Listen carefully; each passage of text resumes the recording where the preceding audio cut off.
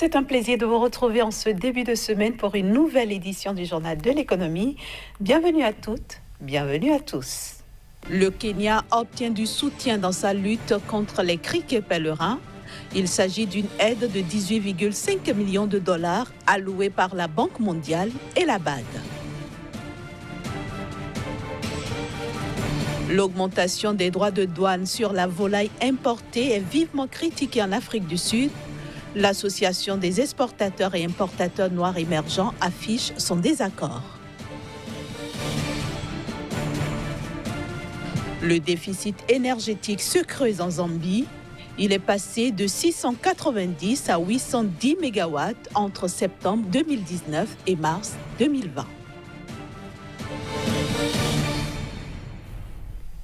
Et nous démarrons par le Kenya où la Banque mondiale et la Banque africaine de développement ont alloué 1,9 milliard de shillings, soit 18,5 millions de dollars, dans le cadre de la lutte contre les criquets pèlerins. La BAD a apporté 500 millions de shillings contre 1,4 milliard de shillings pour la Banque mondiale.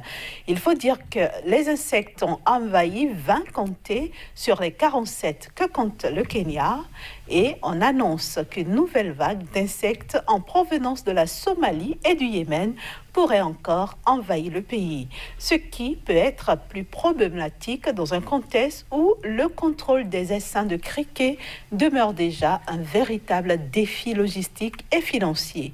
Notons que le Kenya fait partie des pays d'Afrique de l'Est les plus touchés par les essaims de criquets pèlerins avec l'Éthiopie et la Somalie.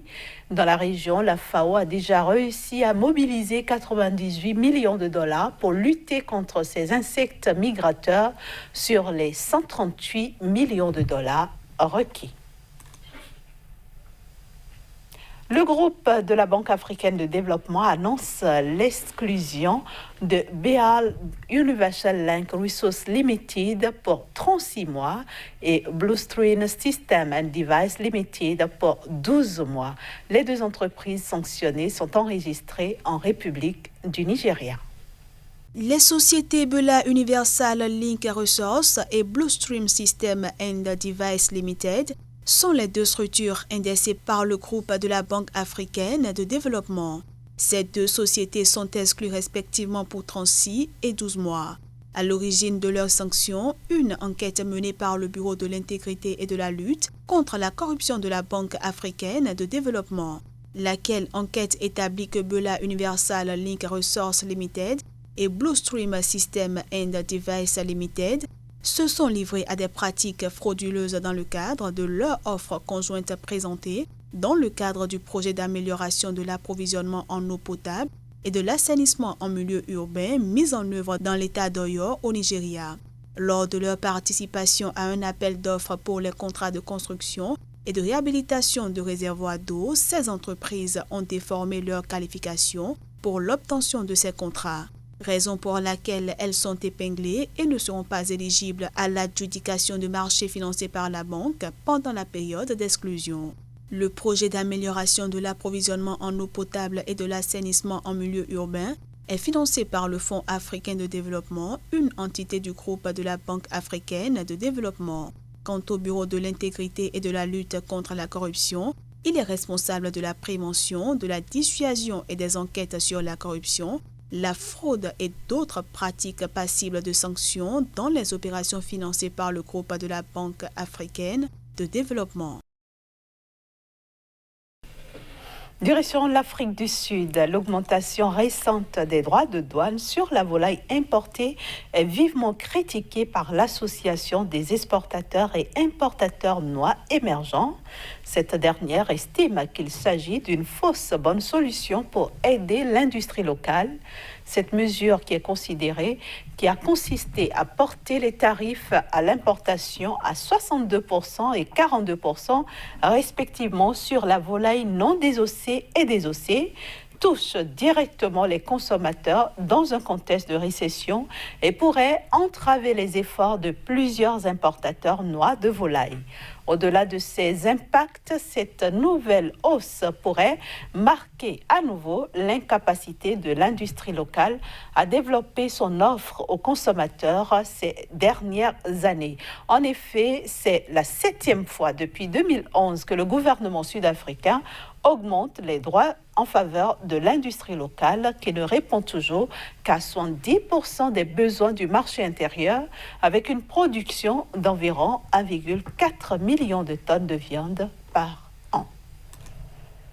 Et puis la Zambie fait face à un déficit énergétique entre septembre 2019 et mars 2020.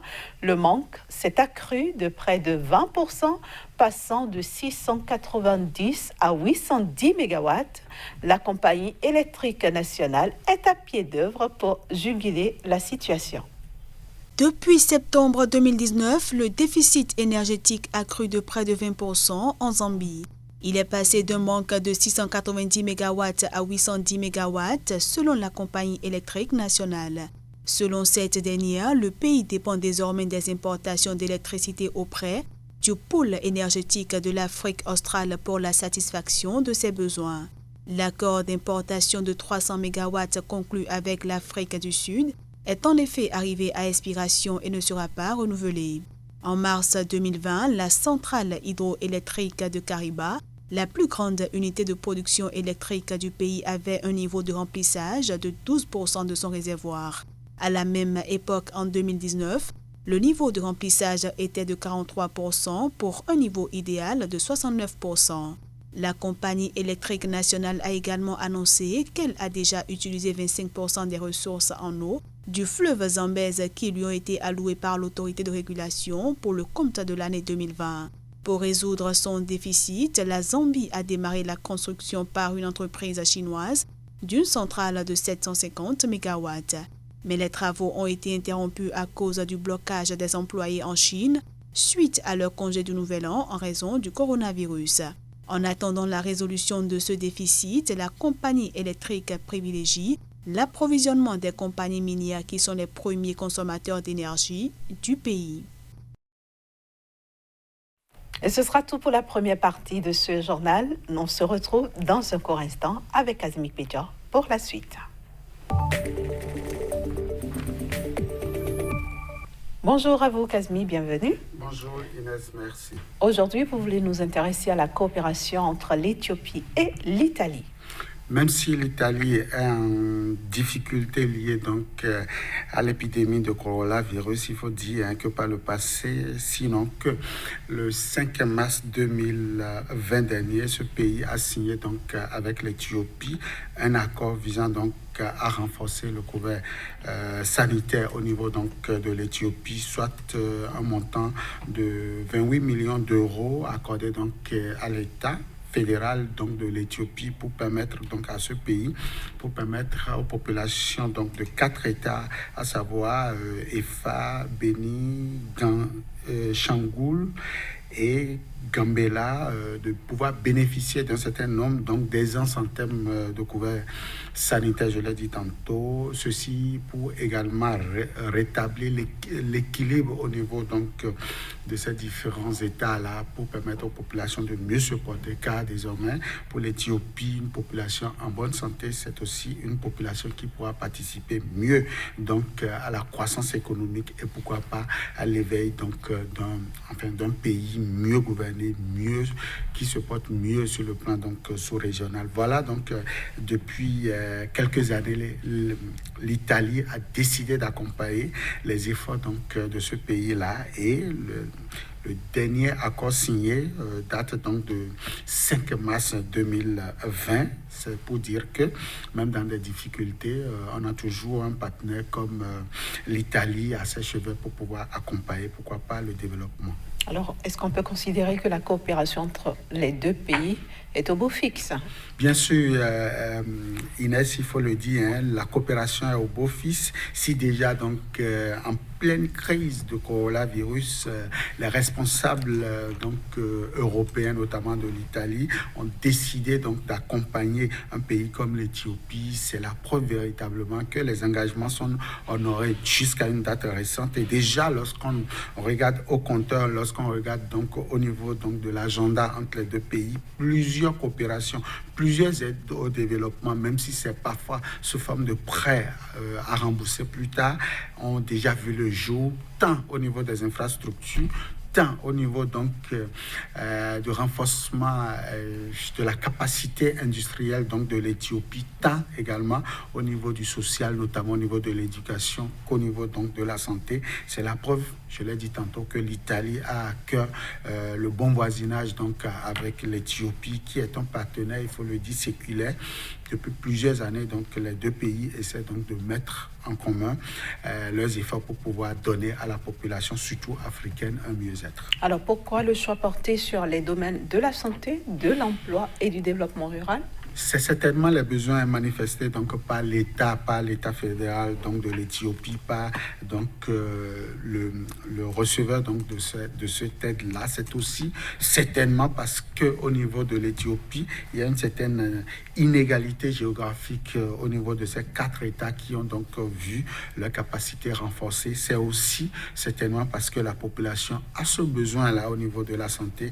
Il faut améliorer donc le couvert sanitaire. En tout cas, par le passé, on avait déjà vu l'Italie renforcer donc la capacité infrastructurelle donc de l'Éthiopie, renforcer donc enfin accompagner l'Éthiopie en ce qui concerne donc l'existence donc des routes, l'existence donc des trains, l'existence donc des rails. Véritablement, l'Éthiopie bénéficie donc de ces différents accompagnements. En tout cas, nous allons voir si en retour, l'Éthiopie va accompagner aussi l'Italie qui en ce moment a besoin de beaucoup d'accompagnement en ce qui concerne donc la pandémie de coronavirus. Merci à vous, Kazmik Pédior. Merci et bonne semaine à vous. À vous de même. Voilà, chers amis téléspectateurs, ce sera tout pour aujourd'hui. Merci de nous avoir suivis et à mercredi.